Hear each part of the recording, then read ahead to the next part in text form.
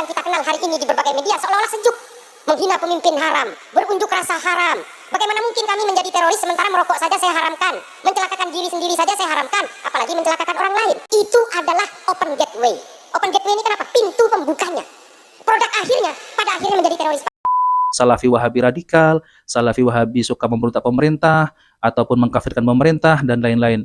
Dan itu adalah semuanya adalah fitnah.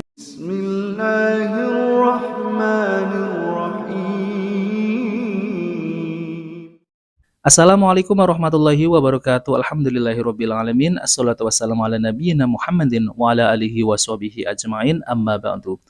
Teman-teman yang dimuliakan Allah Subhanahu wa taala, kita bertemu kembali di channel Cahaya Hidayah. Nah, teman-teman, jadi di kali ini saya akan membagikan video kembali, yaitu video dari tanya jawab Ustadz Dr. Syafiq Ridza Basalamah MA, yaitu pertanyaan dari Bapak TNI Polri. Jadi teman-teman ya, Bapak TNI Polri ini mengikuti kajian Ustadz Dr. Syafiq Ridza Basalamah. Lalu kemudian bagaimana caranya mengamalkan sunnah berjenggot? Karena di dalam TNI Polri ini ada aturannya, yaitu tidak boleh membiarkan jenggot, dan jenggotnya itu wajib untuk dicukur. Sedangkan ya saudara muslim kita seperti TNI Polri ini ingin mengamalkan sunnah namun tidak diperbolehkan. Dan padahal lagi ya teman-teman ya, di negara-negara lain ya, misal di negara Amerika ya, itu polisinya juga ada yang berjenggot. Lalu kemudian TNI-nya juga ada yang berjenggot. Lalu kemudian di negara-negara seperti negara, kalau nggak salah tuh CES-nya ya teman-teman ya, itu malah mereka ini diwajibkan untuk berjenggot ya. Nah lalu kemudian kalau di Indonesia ini kan aturannya tidak boleh berjenggot, yaitu harus dicukur. Nah lalu bagaimana cara untuk mengamalkan sunnah di kalangan TNI Polri? Nah oke teman-teman, jadi lebih lengkapnya saya akan tampilkan, yaitu jawaban dari Ustadz Dr. Syafiq Ridza Basalamah MA Hafizullah. Mari kita simak videonya. Pertanyaan berikutnya. Assalamualaikum Pak Ustadz. Bagaimana cara kita untuk mengamalkan sunnah khususnya jenggot di kalangan TNI dan Polri? Jazakallah khair. Masya Allah, Masya Allah. Kembali ke pertanyaan tadi, bagaimana mereka yang di TNI, yang di kepolisian yang mungkin tidak bisa melaksanakan sunnah jenggot? Artinya Rasul SAW memerintahkan agar umat Islam yang laki berjenggot, tapi nggak bisa. Antum lihat. Antum terus berjuang di sana. Negeri kita ini negeri yang mempunyai asas yang baik. Kalau orang-orang kayak antum sampai jadi jenderal nanti, keputusan-keputusan antum nanti bisa merubah. Karena tidak semua negara melarang jenggot untuk TNI. Di Amerika katanya, di beberapa negeri itu tentaranya pakai jenggot nggak ada masalah, karena nggak ada hubungan jenggot itu sama pegang senjata. Wah kalau pegang senjata nyangkut nanti. Seperti itu. Insya Allah nggak ada. Di zaman Rasul SAW, para sahabat ya, dan kita lihat jenggot ini adalah sunnahnya semua nabi. Semua nabi itu pakai jenggot. Semua nabi jenggot. Memang ada pengaruh dari barat lagi ya. Antum kalau ngelihat barat dulu sama barat sekarang beda. Barat dulu pakai jenggot. Antum kalau melihat Abraham Lincoln. Di uang dolar itu pakai jenggot enggak? Oh iya. Kalau ada yang bikin duit dolar Abraham Lincoln tanpa jenggot, palsu berarti. Karena Abraham Lincoln itu pakai jenggot. Dan ke presiden jemaah. Presiden pakai jenggot, apa masalahnya? Kemarin yang mati pemimpin Kuba siapa? Fidel Castro, dari muda sampai mati pakai jenggot.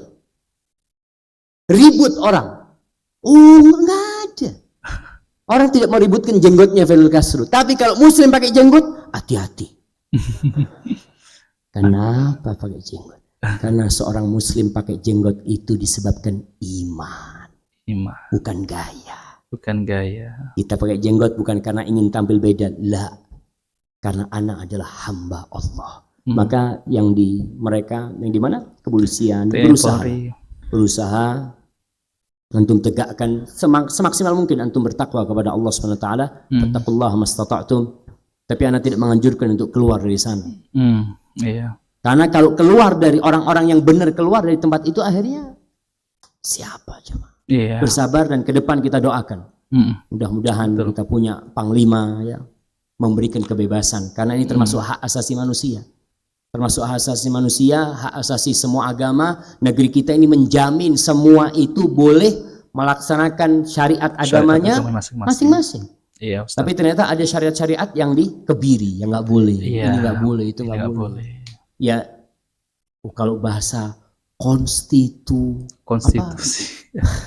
Anda nggak ngerti itu? Sebenarnya boleh, ada larangan. Ya. Nanti tapi insya Allah ke depan kita doakan Bapak Presiden kita Jokowi, dan kita doakan wakilnya, dan kita doakan semua menteri-menterinya supaya Allah memberikan petunjuk kepada mereka untuk meniti jalan yang lurus menuju Allah Subhanahu Wa Taala. Hadza wallahu a'lam bishawab. Nah, teman-teman yang dimuliakan Allah SWT, jadi itulah ya jawaban dari Ustadz Dr. Syafiq Rizzi Basalamah MA Hafidhullah, yaitu tentang terkait masalah yaitu tanya jawab TNI Polri. Jadi di dalam TNI Polri ini tidak boleh memelihara jenggot. Padahal ya teman-teman ya, di dalam Islam jenggot itu hukumnya sunnah ya. Apalagi saudara-saudara kita TNI Polri ini itu ingin mengamalkan sunnah Nabi, yaitu memelihara jenggot. Ya, namun di samping itu ya ini udah aturan dari atasan sana ya, tidak boleh untuk yaitu membiarkan jenggot, harus dicukur habis gitu ya teman-teman. Namun ini pesan dari Ustadz Dr. Syafiq Rizzi Basalamah itu jangan keluar dari TNI Polri ya, nggak apa-apa ya, semoga diberi pahala dan bertakwalah kepada Allah Subhanahu Wa Taala, dan semoga nanti ke depannya lagi ya berdoa agar diberi ya pemimpin yang membolehkan yaitu mengamalkan sunnah Nabi, yaitu berjenggot ya. Dan ini adalah jawaban yang sangat bagus sekali teman-teman ya. Tidak langsung keluar, tidak keluar dari TNI, dari Polri, enggak ya. Dan beliau menjelaskan sesuai dengan kehati-hatian ya. Nah teman-teman yang dimuliakan Allah SWT, jadi saya akan menambahi yaitu tentang terkait masalah ini ya. Masya Allah ya, ceramah Ustadz Dr. Syafiq Rizzi Basalamah ini sekarang ini sudah semakin meluas, bahkan dikenal di pemerintahan dan dikenal bapak-bapak menteri, Masya Allah ya.